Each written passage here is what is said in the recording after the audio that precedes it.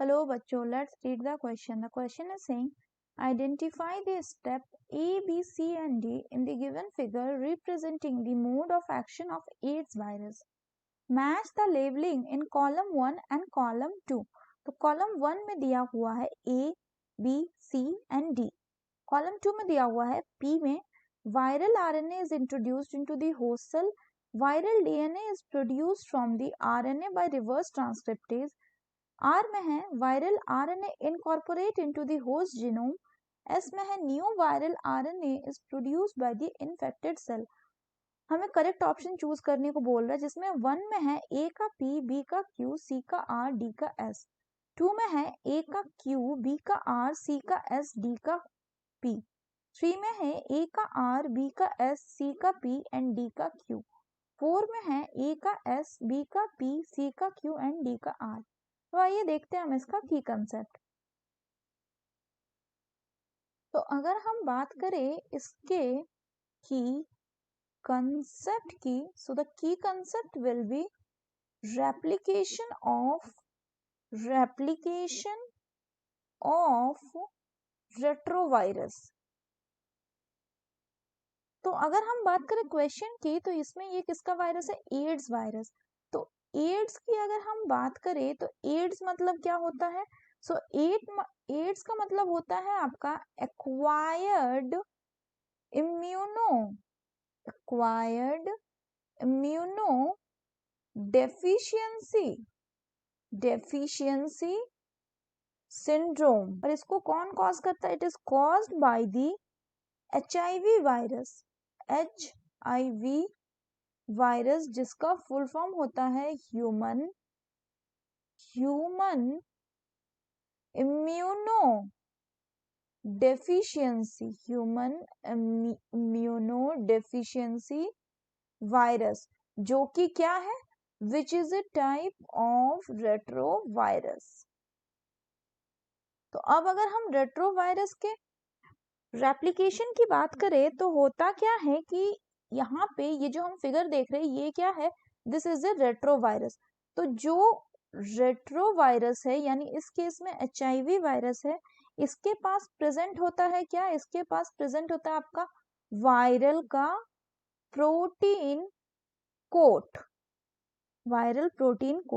और साथ ही साथ इसमें और क्या होता है? Plus it also have viral RNA.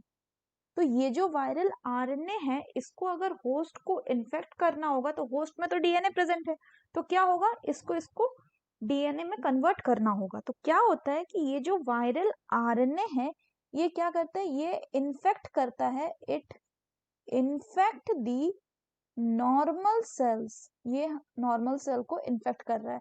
तो ये क्या हो गया? ये सेकंड स्टेज हो गया. और ये था कौन सा? ये था आपका फर्स्ट स्टेज. तो ये वाला स्टेज था फर्स्ट एंड ये वाला स्टेज था सेकंड. इन्फेक्ट किया किसको? नॉर्मल सेल को. उसके बाद जब ये नॉर्मल सेल को इन्फेक्ट किया तो ये पूरा जो हम सेल देख रहे हैं ये क्या है? ये है आपका एनिमल सेल. तो क्या हम यहाँ पे देख पा रहे हैं कि ये जो वायरस था इसने अपना RNA जो है इस एनिमल सेल के अंदर इनकॉर्पोरेट कर दिया. यानी अगर हम बात करें तो इसके बाद क्या हुआ? The viral RNA is introduced inside the host cell. अब यहाँ पे एक इम्पॉर्टेंट चीज ध्यान रखना है कि जो रेट्रोवायरसेस होते हैं इनके पास क्या होता है? इनके पास प्रेजेंट होता है एक स्पेशल टाइप ऑफ एंजाइम जिसको कहते हैं रिवर्स ट्रांसक्रिप्टेज. तो यानी अगर हम बात करें इस डायग्राम की तो इस डायग्राम में ए क्या हो जाएगा? ए हो गया आपका वायरल DNA जो कि इंट्रोड्यूस किया गया कहाँ पे? Inside the host cell. So this is A.